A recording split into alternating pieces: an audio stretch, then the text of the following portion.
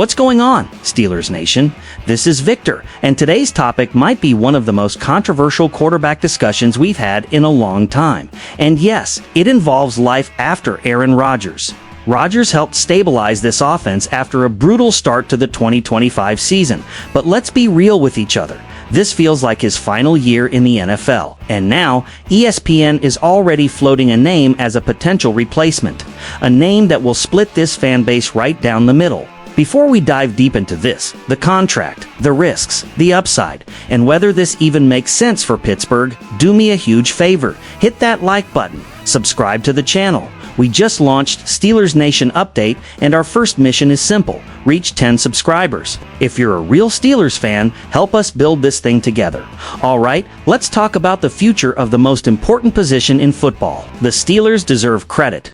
After one of the bleakest offensive starts we've seen in years, Aaron Rodgers under center brought stability, leadership, and experience.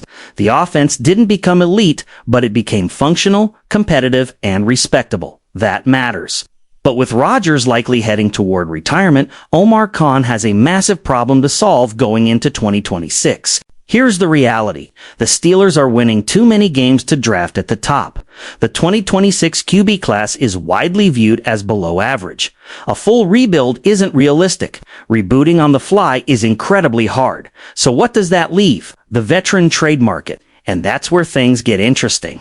According to ESPN insiders Jeremy Fowler and Dan Graziano, the Steelers are being listed as one of the best potential offseason landing spots for Tua Tagovailoa following his shocking benching in Miami.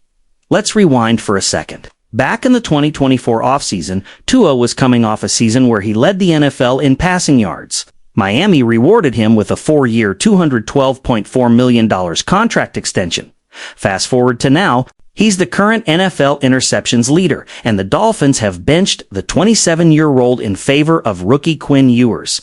That is a stunning fall from grace. Now this is where things get complicated, and why this isn't some simple just trade for him situation. An outright release in 2026, almost impossible, would result in a record $99.2 million dead cap hit. Even if Miami cuts him post-June 1st, gives dead money spreads over 2 years. Trades him before June 1st gives still over $45 million in dead cap. The most realistic scenario, a post-June 1st trade to a team that misses out on a QB in the draft, believes a system change can revive Tua, is willing to absorb his contract through at least 2027. That list is very short, and yet the Steelers are on it. Why Pittsburgh actually makes sense. As crazy as it sounds, there are reasons this idea exists. The Steelers are a contender, not a rebuilding team. They have a strong defense to support a QB. Mike Tomlin thrives with veterans who need structure. Tua wouldn't be asked to carry the team alone. And unlike Miami, Pittsburgh doesn't need him to be a stat monster. They'd need him to be efficient, careful with the football, tough, consistent in big moments. Steelers football. Now, as a fan, I have to say this: there are serious concerns. Turnovers, durability, confidence after being benched, massive contract commitment.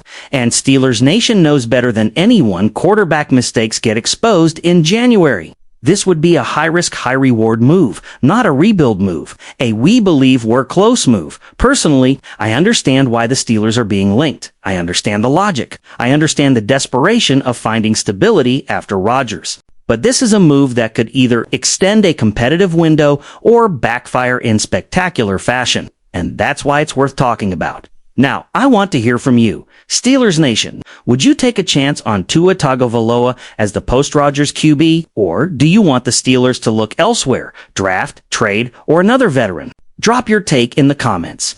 And if you enjoyed this breakdown, like the video, subscribe to Steelers Nation Update. We're pushing for 10 subscribers, and every single one counts. This is Victor talking Steelers from a fan's heart. Here we go, Steelers.